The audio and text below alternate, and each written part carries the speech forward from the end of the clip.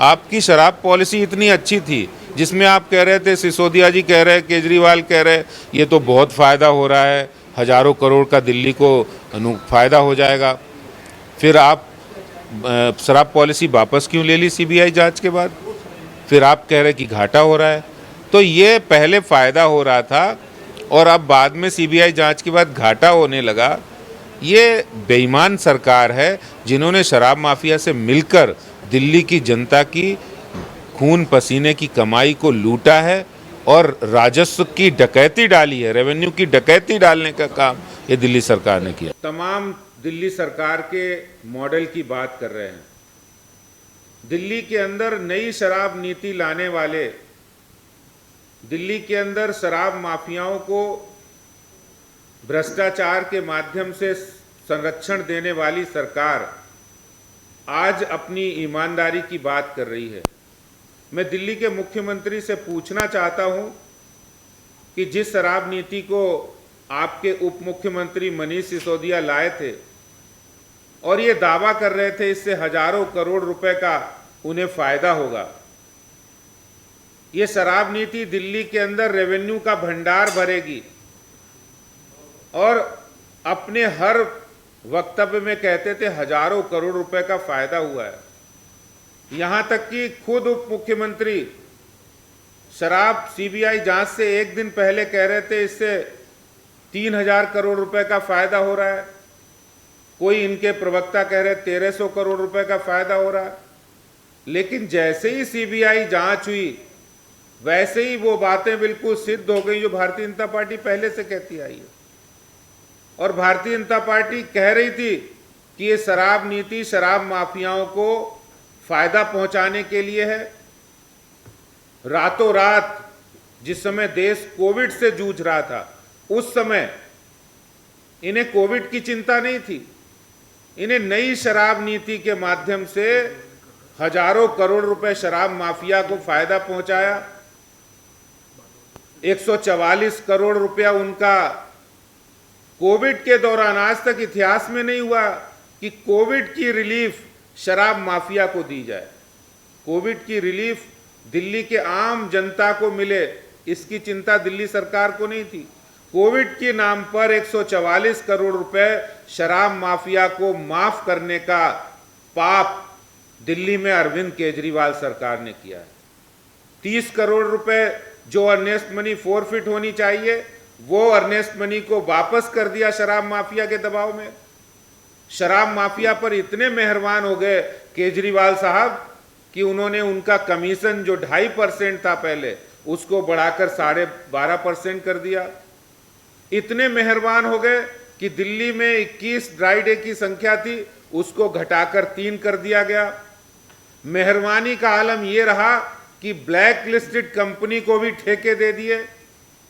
जो cartel allow नहीं था, इन्होंने ही शराब नीति बनाई कि उसमें कार्टेल अलाउ नहीं होगा, वो कार्टेल भी अलाउ कर दिया। और चोर दरवाजे से मैन्युफैक्चरर कंपनी को ट्रेडिंग के लिए अलाउ कर दिया।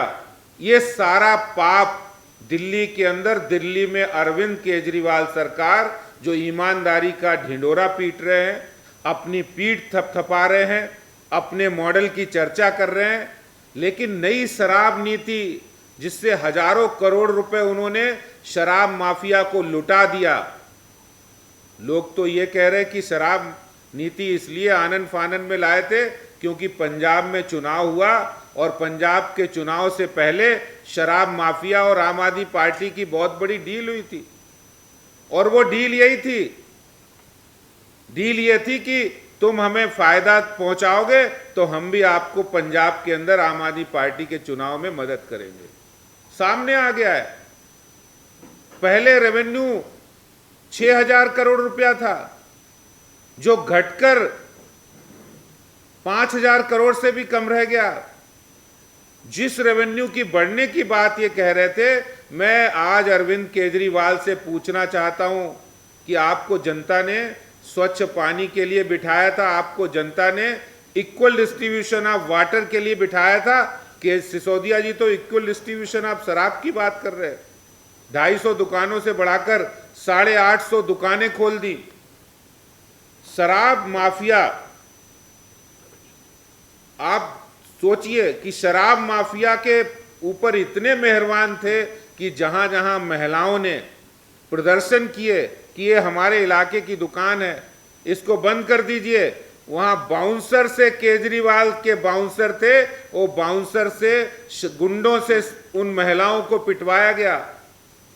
अनऑथराइज कॉलोनी, रिहायशी इलाके के अंदर, स्कूलों के पास, मंदिरों के पास, धार्मिक स्थलों के पास शराब के ठेके खोलने का पाप दिल्ली में अरविंद केजरीवाल सरकार ने किया है।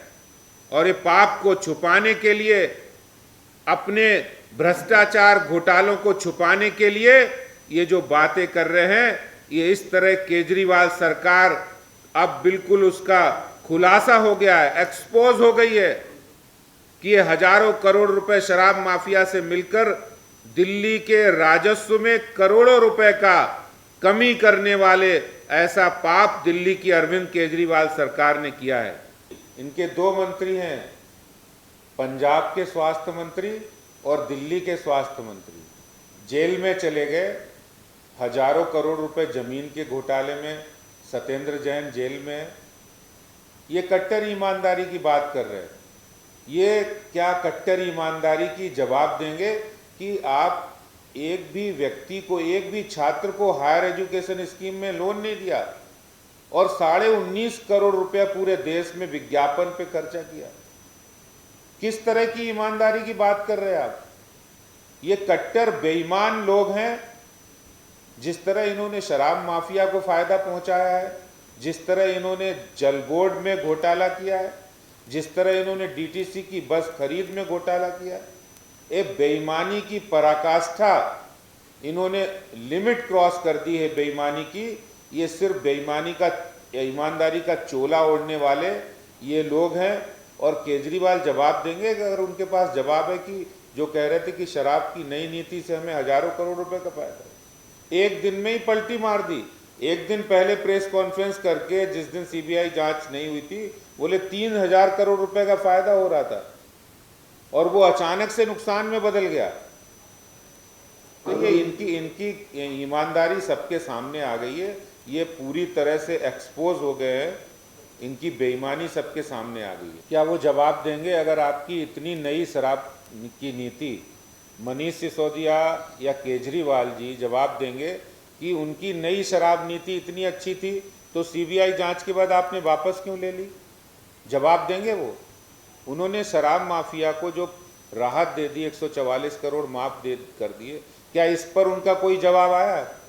उन्होंने ही बनाई ना शराब पॉलिसी, शराब नीति वही लाए थे नवंबर में। उसमें ये लिखा था कि किसी भी मैन्युफैक्चरर कंपनी को हम ठेके नहीं देंगे, ये नियम था उनका। लेकिन उसी में उन्होंने चोर दरवाजे से मैन्युफैक्चरर कंपनी को ट्रेडिंग के लिए अलाउ करवा दिया। कार्टेल नहीं अलाउ था, उस कार्टेल को उन्होंने अलाउ किया। कि झूठ बोल रहे हैं सिसोदिया जी। एलजी जो तत्कालीन एलजी थे, उन्होंने कहा था ये शराब पॉलिसी गलत है, और गलत इसलिए है क्योंकि अनऑथराइज कॉलोनी में आज तक की हिस्ट्री में दिल्ली के अंदर मास्टर प्लान इसकी इजाज़त नहीं देता है कि अनऑथराइज कॉलोनी में ठेके खोले जाएं। लेकिन दिल्ली सरकार इस बात पर अड़ी हुई थी कि हमें नई शराब नीति लानी है। क्यों? क्योंकि वो शराब माफिया से पहले ही मिलकर ये सारा षड्यंत्र, भ्रष्टाचार का खेल रच चुके थे। शायद उन्हें ये नहीं पता कि मैं नई शराब पॉलिसी के बारे में बता रहा हूँ। इन्होंने एक पॉलिसी में एक रखा कि हम नई, जो लोग शराब नहीं पीते उनको शराब पीना सिखाएंगे। ये इनका मॉडल है, शराब पीने की ट्रेनिंग देना, 21 वर्ष से 18 वर्ष करना, ये इनका मॉडल है। तो क्या उस पर वो चर्चा करेंगे? साथ मौजूद हैं आदेश गुप्ता जी, दिल्ली बीजेपी के अध्यक्ष हैं। लगातार जिस तरीके से सीबीआई की ताबड़तोड़ कार्रवाई हो रही, उस पर क्या कहेंगे सर आप? देखिए, सीबीआई की जो इंक्वायरी हो रही, सीबीआई अपनी जांच करेगा, लेकिन जिस तरह से पिछले 1 साल के अंदर शराब माफिया को, दिल्ली के राजस्व को लुटाने वाली सरकार ये बन गई है, जिसमें हजारों करोड़ रुपए उन्होंने दिल्ली के शराब माफियाओं को लुटा दिए हैं। 144 करोड़ कोरोना काल का उन्होंने कोरोना के नाम पे माफ़ कर दिया। आज तक के इतिहास में कभी भी शराब माफिया को कोरोना की राहत नहीं दी गई है। और कोरोना जैसी महामारी में जब जनता को राहत दी जानी थी तो दिल्ली सरकार शराब माफिया को फ़ायदा पहुंचा रही है 144 करोड़ का। उनका कमीशन 2.5% से बढ़ा के 12% कर रहे हैं। शराब की बिक्री ज़्यादा हो इसलिए 21 ड्राई डे की संख्या घटा के 3 कर रहे हैं। जो ब्लैक लिस्टेड कंपनी जिनको आपको बाहर रखना चाहिए उनको आप शराब की ठेके दे रहे हैं। कार्टेल को अलाउ किया जा रहा है। मैन्युफैक्चरर कंपनी को नियमों की धज्जियां उड़ा के उनको ठेके दिए गए। क्या इस बात का जवाब है उनके पास? और ये हजारों करोड़ रुपए, आपकी शराब पॉलिसी इतनी अच्छी थी जिसमें आप कह रहे थे, सिसोदिया जी कह रहे, केजरीवाल कह रहे, ये तो बहुत फ़ायदा हो रहा है, हजारों करोड़ का दिल्ली को फ़ायदा हो जाएगा। फिर आप शराब पॉलिसी वापस क्यों ले ली सीबीआई जांच के बाद? फिर आप कह रहे कि घाटा हो रहा है। तो ये पहले फ़ायदा हो रहा था और अब बाद में सीबीआई जांच के बाद घाटा होने लगा। ये बेईमान सरकार है जिन्होंने शराब माफिया से मिलकर दिल्ली की जनता की खून पसीने की कमाई को लूटा है और राजस्व की डकैती डाली है। रेवेन्यू की डकैती डालने का काम ये दिल्ली सरकार ने किया। लगातार संजय सिंह और जो सिसोदिया हैं वो ये कह रहे हैं कि कट्टर ईमानदार जो हमारी राजनीति है शिक्षा को बदलने की, और जिस तरीके से वो कह रहे हैं कि अब ये क्यों मतलब एकदम से सीबीआई की कार्रवाई क्यों हो रही है? एकदम से नहीं हुई है। नवंबर 2021 के अंदर आप पॉलिसी लाए थे और उस पॉलिसी को बाकायदा जांच की गई है। कोई भी कार्रवाई बिना जांच के नहीं होती है। जिस तरह शराब माफिया को अभी आपने 144 करोड़ माफ़ कर दिए, 30 करोड़ वापस कर दिए, उनके कमीशन बढ़ा दिया, ब्लैक लिस्टेड कंपनी को कर दिया। शराब माफिया से मिलकर आपने पंजाब का चुनाव, इसीलिए आपने शराब की नई नीति लाई कि नए पंजाब में चुनाव में शराब माफिया ने आपको मदद की। तो वो सारी जांच हो रही है और सारी जांच में सामने आ जाएगा ये जो बेईमान है शराब माफिया से मिलकर दिल्ली के रेवेन्यू को लूटा है जिन्होंने, उनकी करतूतें सब सामने आ जाएंगी। जिस तरीके से, लास्ट सवाल मैं ये पूछना हूँ, जिस तरीके से स्वास्थ्य मंत्री उसके बाद उप मुख्यमंत्री, क्या अब आगे भी ये लग सकता है कि मुख्यमंत्री तक ये कार्रवाई पहुँच सकती है? देखिए, जो बेईमानी करेगा उसके चिट्ठे सब खुलने वाले हैं।